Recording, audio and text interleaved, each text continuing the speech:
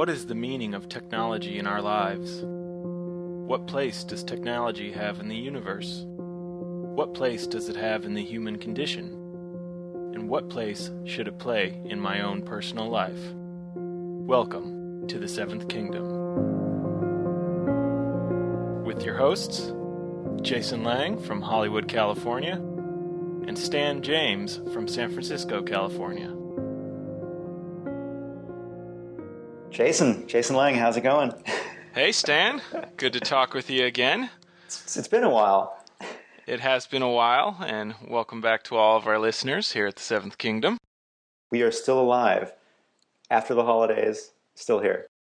Still alive and kicking. And this week I think we have a pretty exciting topic that seems to come up a lot these days. In fact, what kind of inspired me was I was at a film premiere for something I worked on Friday night that was in no way really related to technology, but was kind of about humanity and consciousness and like how to make the world a better place and everything. And boom, literally during the Q&A, third question asked out of nowhere was, the director's name is Sebastian. Sebastian, technology, do you think it's making the world better or worse? It's like such a good, clear, crystallized version of this thing, which comes up. I find it's in the background of so many other things people say. You know, that people complain about, Twitter and Facebook, it's making us dumber or whatever. And there's this implicit things are going to hell, is in the background there. Completely. And I mean, I think it's honestly been there as long as technology has been around. You know, no matter what the medium, somebody has always been asking this question. I feel like maybe right now it's more on people's minds than ever because in some ways technology, I feel like right now is more visible than it's ever been. In terms of just like everybody is using it now. It's not like something just amongst elite. And it's creeping into new territory. In the past, technology was when I get in my car, or it's the thing at the factory. Now it's the thing I use to talk with people I love. Now it's the thing that is my job and the future of my career. Now it's the thing which is, in some cases, literally keeping me alive. It's really deep ingrained in our lives now. And I think we've kind of hit that pivot or that moment where obviously it's evolving and changing faster than ever before. Yeah. But I think arguably in the past, you can kind of look back and see that most generations maybe had one new technology in their life or a couple things. Maybe, right? I think the further back you go, the slower it is. Yeah, so, but even up into our parents, it was like phones, these slow things, and then computers. But now it's like, I mean, I kind of came online while the world was coming online with computers, and that just, I guess we're seeing the birth of the network in a way that wasn't possible before, and the way the network is changing things. As technologies become connected, I think that's one big thing that's changing right now is... Yeah, we're more connected, and the connectivity is increasing the pace. But, when I was a kid, being a computer nerd, I would subscribe to my computer magazine, and once a month I would get a little update of what was happening in the rest of the big computer world. And now it's like the equivalent of one of those issues I get, or is, I can get in one screenful of Hacker News or something. The pace is just so fast. Yeah, and getting faster. So I think that a lot of people are having to deal with that because it's actually, dealing with the amount of information and the amount of technology I think we're exposed to these days. It's actually building new life skills. Like you have to learn new functioning of yourself and behavior to like sort all this information and learn to be productive in this world, which I think is a little bit easier for us younger folks. But I can see how it's challenging for kind of the older generation that's like, fuck, now I have to learn all this stuff, like just to stay not even competitive, but just like vaguely in the running. Yeah, just to, used to be like just to call your kids or grandkids. Now that's even, that to say call your grandkids is, what does that mean? Is that Skype? Is that Yeah. is that a Facebook message? Is that, what are you going to do? But I was going to say, I think on the negative side, I think they're also part of the reason this question of is technology making the world better or worse, why it's at the forefront. I think there's also a sense of betrayal in some sense that technology promised, or the people selling it were promising its ability to fix our lives and fix our problems in a big way, which it hasn't delivered on. So I always remember this advertisement. It might have been for a BlackBerry or some early smartphone, and it was a picture of like a young mom with her little cute kid, and it was like, have more time for your things that matter. Get the whatever phone.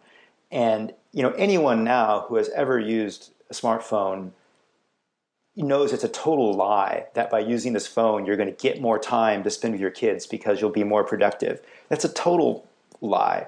And I think people are catching on to like that's just that's a load of crap.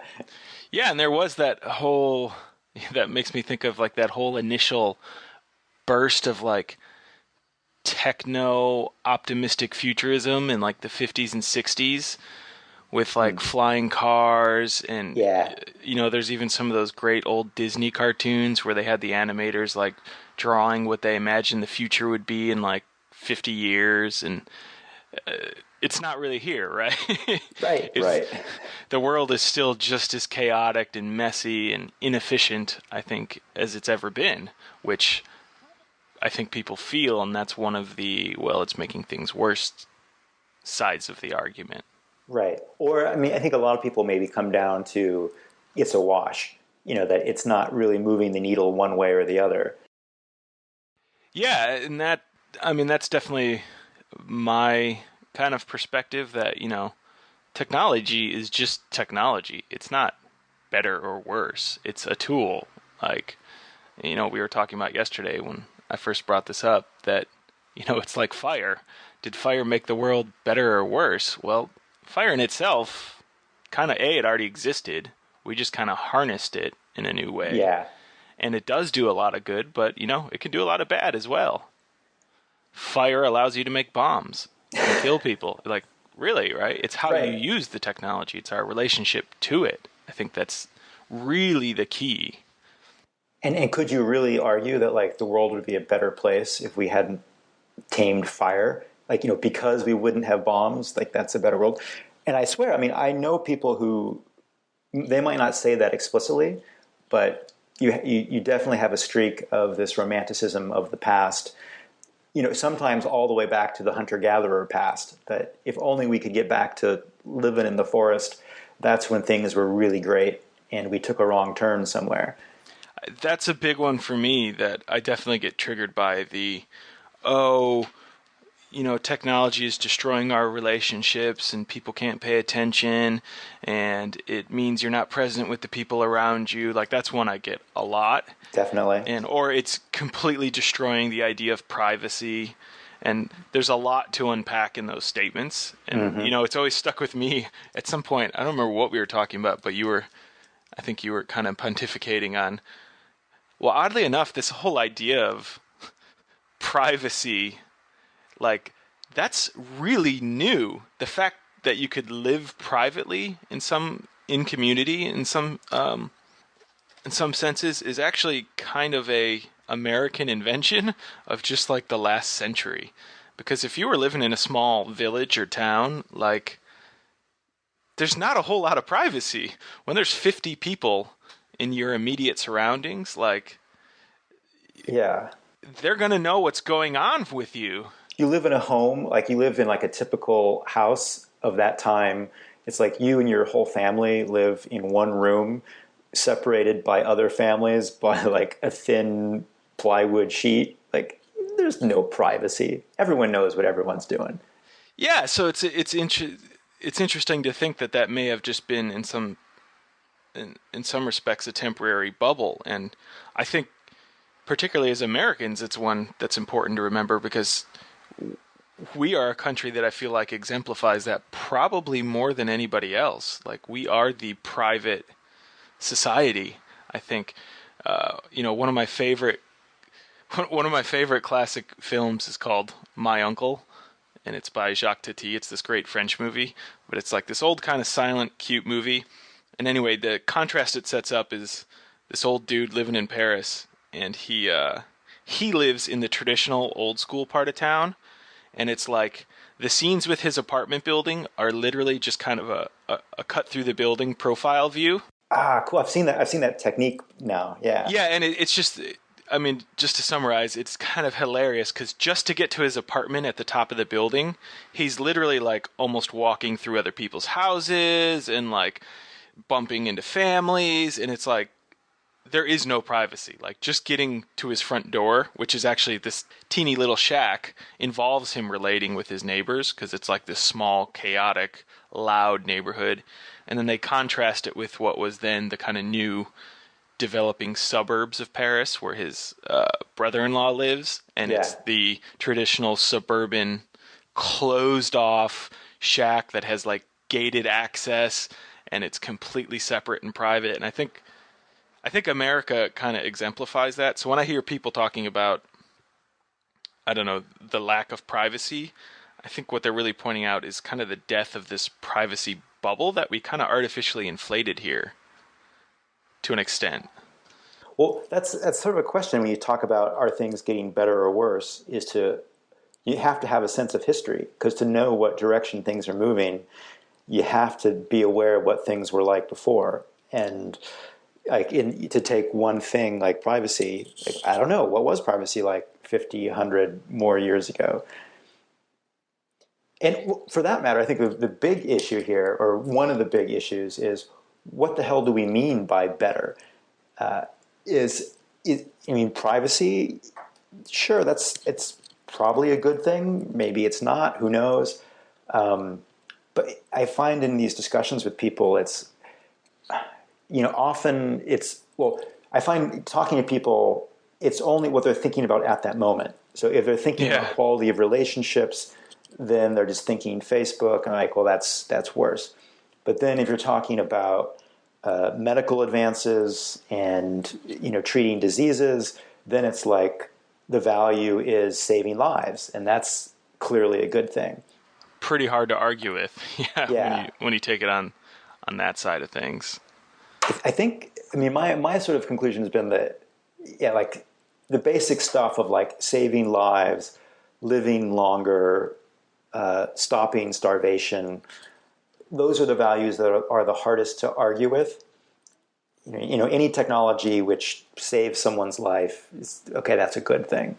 And then you get into these more subtle things about like ruining our relationships, or I don't know, making people lazy, taking away privacy, turning our brains to mush from watching too much television. It's harder to quantify those things. Yeah, and I guess another part of kind of the things were better angle that I often hear and encounter, that it's destroying our kids and attention spans and relationships and the environment and the world, is the whole fall from Eden idea that there was this idyllic, perfect past that we just have to get back into. That was like before technology. Like, if we can just get back into that when everybody was completely present in their day-to-day lives and in tune with the environment. And I think that's honestly bullshit. It's a romantic view that, one of my favorite things to point out, that it's like technology in itself changes the scale of what's possible. So it's like, if you go, there's studies that I certainly can't reference specifically now, but looking back at like tribal societies and how they handled the environment. And a lot of times they did clear cut forests. Like, they would literally slash and burn their way through, the nearby forest in order to set up farmland and whatnot. And it wasn't that they cared about the planet. It was that they literally didn't have the capacity to destroy it at a massive scale. Right. All they had were their little knives.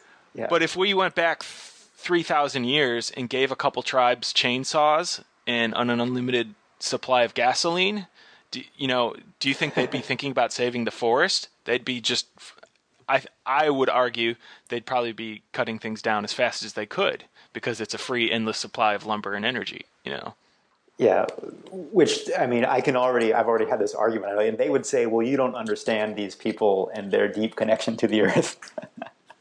See, I think that's, in some respects, because the first thing that comes up is survival. That's always the most important thing, I think, in any society or species. And the idea of caring for your planet, I think you could argue, can't even emerge until technology has created a relative stability in certain aspects of society that you have the time to consider truly caring for your planet. Right. You're not going to consider, the survival of the planet when you're worried about the survival of your kids.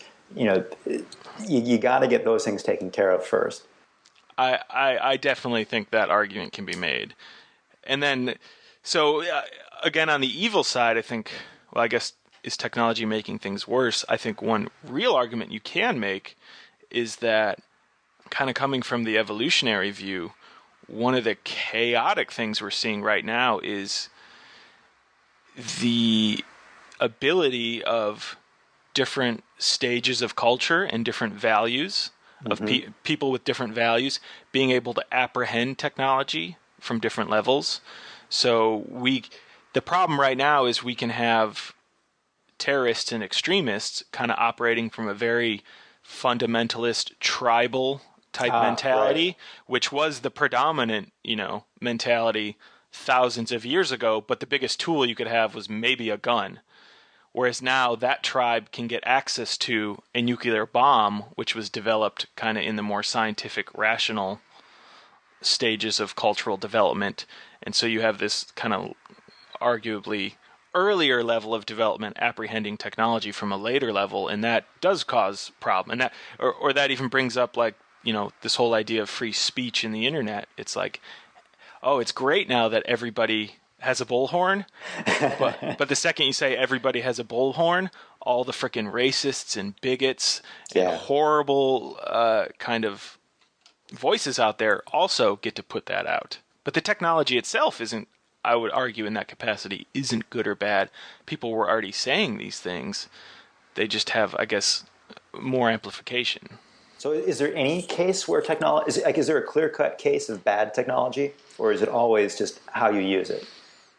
Well, I guess, I don't know about bad, but I think you could make the argument that we're definitely unprepared for some of the current manifestations in terms of technologies hacking our biology and how the whole supernatural stimuli thing and how we're having to learn new ways to cope with things that we didn't have to before, like, even just sugar, this brilliant, beautiful thing called sugar.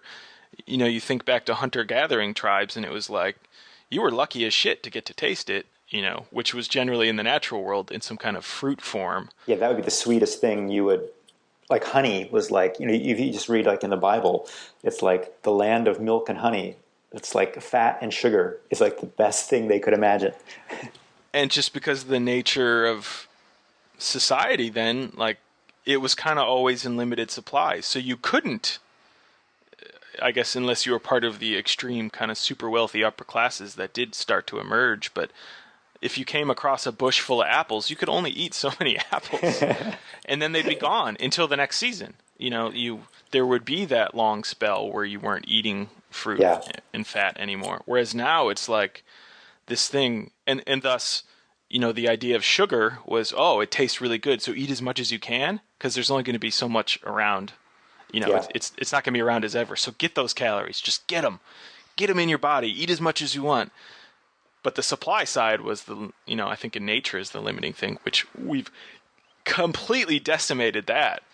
Yeah, that's since I just mentioned the land of milk and honey. Like a few years ago, I did just a little survey of different religions and their conceptions of heaven, and taking this kind of attitude of looking at what are the qualities, what are the perks of heaven, and in so many of them, it's things like, you have raisins and food and milk, and it's kind of like if you were a semi-starving tribes person back then, what's the best thing you could possibly imagine?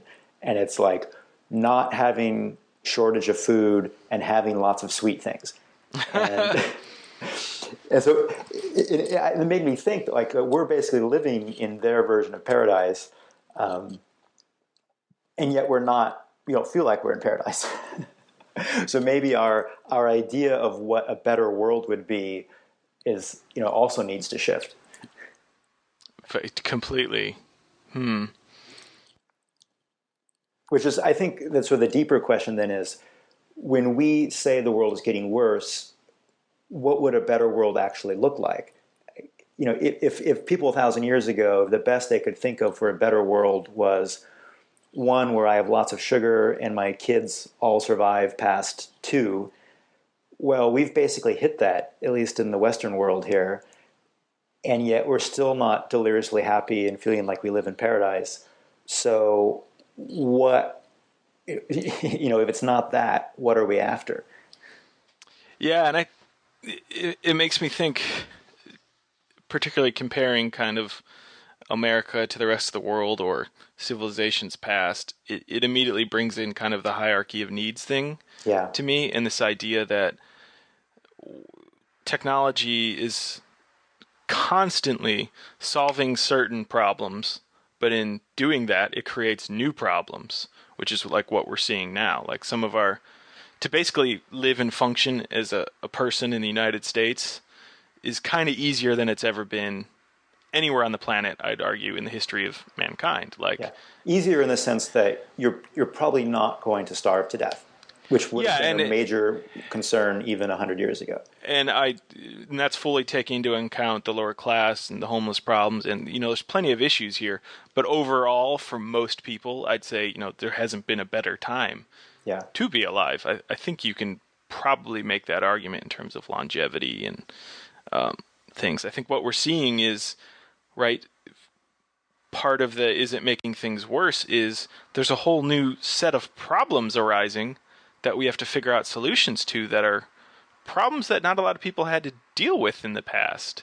I think if anything else, I definitely believe, and I think you can make the argument that what technology really does is it just offers choice. In any capacity, what technology is great at is offering choice and increasing freedom, I would somewhat argue, in terms of what do you want to do today? What do you want to do right now? Like, that's a pretty broad question in this day and age, because I live 5 minutes from an airport.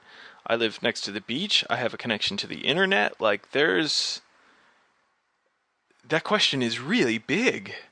Yeah. Well, but as many people have pointed out these days, choice also can become a burden, strangely, which is something that people of the past would not understand. I think if you could go back in time and explain your problem to someone of the past, that the problem is I don't know what, I could fly anywhere in the world. I could turn on this magic box and watch what's happening anywhere in the world. I could summon actors and actresses to perform almost any story for me in this box. It's like, I just can't take it. Like, this would not buy you a whole lot of empathy. And yet we do feel overwhelmed with what should I be doing, and what's the best use of my time, and am I being productive? It's totally paradoxical, which is why this question is so fascinating. Yeah. I mean, I just see it even in what I feel is particularly pertinent to kind of our generation compared to ones before is the luxury that we actually have of, in two primary ways: A, finding true love, and B, finding your calling. Like, what is this deepest passion in your life that is going to, light up the world and inspire you day to day and bring you money, which is a huge luxury to have a society strong enough to support the need. I mean, you used to have to go into a monastery to do a lot of the stuff I'm able to do every day, to take time to just pause and reflect, to try, learning about different things. Like, they literally used to have to build little fortresses that were supported by towns. Like, just to put up that barrier against the chaos of nature in the world. Like, okay, we have to toil out here in the world, but we're going to make a safe space for these people to go inside and like figure things out. And I get to do that day to day now because, despite all of its problems, our society kind of works. And that's actually in some ways exhausting though, because it's like, that's an endless road that climb through interiors and learning and finding callings and, trying to find that one perfect soulmate out there who, it's a lot of work, fulfills all these requirements. Whereas, I think you could argue in the past, you had less choice, which in some ways made it easier. It's, well, if most people didn't travel more than 10 miles away from where they were born in centuries past, yeah, you're going to end up marrying and probably falling in love with someone, within that 10-mile radius. And There's only so your much calling choice. is to do what your parents did, or depending on your sex, like if you're a girl, your calling is you're going to pump out as many kids, and if you're a guy, you're going to just get the family farm, and end of story. And is that better? So is that better than today? Like, I think that's some great pushback that things were better in the past, which I think I've obviously clearly been arguing for. The things are generally better now. I don't think all problems are solved with technology. Oh, come on. Aren't we done? I think we're projected for like sometime mid-February. We're going to solve the last of the world's problems. That's right. I think technology brings more choice, and the net of that is a good thing. But we're also seeing that it's bringing up a lot of issues that we've never had to deal with before. So we're having to learn new habits. How do you focus your attention to frickin' write 10 emails? Yeah. Like, that's a pretty absurd problem to have in the history of the cosmos. Yeah. I think it's forcing us to reevaluate what we want in the world. The kind of obvious problems that we could point to in the past of, I want food for my kids, I want to survive, I want to have an education, I want a little bit of entertainment, I want some days off. Most of those are almost solved or getting solved, and yet they're not leading to global sense of fulfillment and happiness, which then kind of leads to the next obvious question of, okay, then what? I think back, I was just rereading the book of Ecclesiastes, which is a really cool book in the Bible. Like, this like super rich king dude is just basically writing about how I've got like all the money in the world, I've got all the women, I've built all this amazing projects, and I've been super successful, and yet I'm really not happy, and what does it all mean? And awesome. I think this would have been really hard to relate to for a peasant in that time.